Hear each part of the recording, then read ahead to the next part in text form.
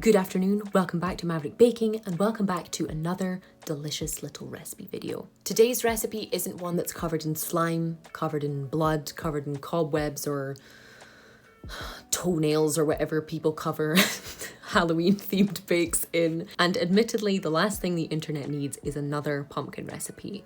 But that's what I'm giving you today. But this recipe isn't one that just has pumpkin in the title, just a suggestion of pumpkin, or just pumpkin in it for the sake of it. This is a proper, cozy, autumnal celebration of all things pumpkin. Beautiful, natural orange colour, gorgeous sweetness from that pumpkin all the way throughout it. It's a perfect snack, it's a perfect breakfast, it's a spiced pumpkin crumble loaf. Let's get into it.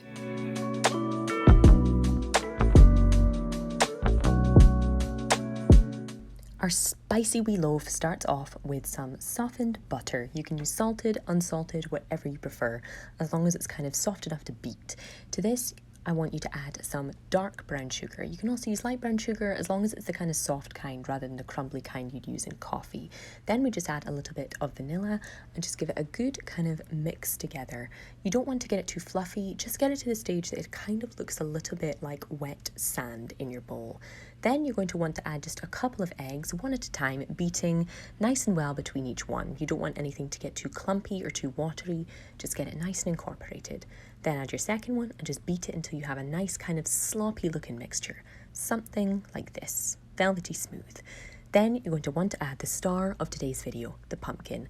You can use pre-cooked pumpkin, you can cook it yourself, you can use the leftovers from Halloween, you can even use sweet potato or butternut squash if you prefer. I won't tell anyone, but I like to use the tinned kind. I can link below where I get mine from Amazon. Then you're going to want to add just a little bit of flour, a little tiny pinch of baking powder just to counteract the heaviness of the pumpkin and to give your loaf a nice little lift. Then your spices. I'm a bit of a cheat and I use some mixed spice and some ground cinnamon, but also delicious in here is nutmeg, cloves, ginger, whatever you prefer. Ginger's really nice if you use a bit more of that than the cinnamon because it can give it a real nice kind of spicy warmth, but this should be absolutely fine. Then you're just going to want to add a pinch of salt, whether that's sea salt or just regular table salt, and just very gently mix everything together until you have a just incorporated, thick, almost muffin batter looking consistency. Don't mix it too much as you don't want anything too heavy or chewy. Wipe down your worktops. Again, yes, I do my own stunts. Then you'll just want a standard kind of loaf tin like this.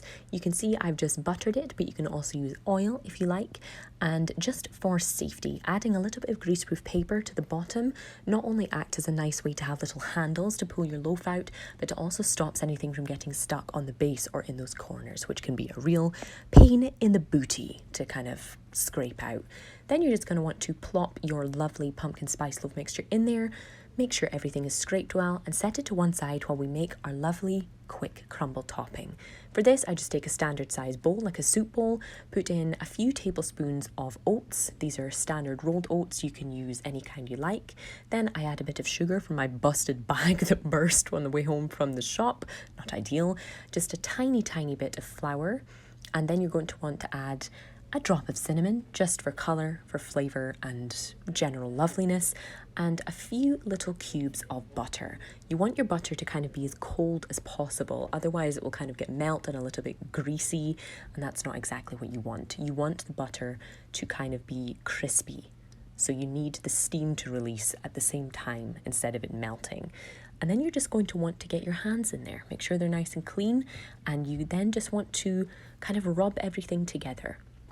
It will start to look a little bit like kind of breadcrumbs until you eventually have this thick, kind of uneven, chunky rubble of crumble topping, which you can just haphazardly sprinkle over the top of your loaf. You can tip it on, spoon it on, whatever you prefer. You can push it in or just leave it sitting loosely on top like I do. And this is just gorgeous. Not only does it taste like the top of an apple crumble or an apple crisp, but it just adds a beautiful texture and helps hold the moisture into that loaf while it's in the oven.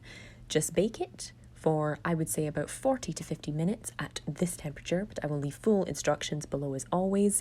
And then it should look something like this once it's ready. Do be patient, as it's never good to slice into things when they're still too warm, but I promise you it'll be worth it. Soft, fluffy, moist, gorgeous, spiced pumpkin crumble loaf.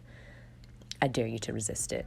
So that's going to be it for today's video, guys. Thank you so much as always for watching. Don't forget you can support the channel on Patreon. The link is always in the description box below, along with the full instructions and ingredients you'll need to make this gorgeous recipe. But in the meantime, thank you so much for watching, and I will see you for the next one.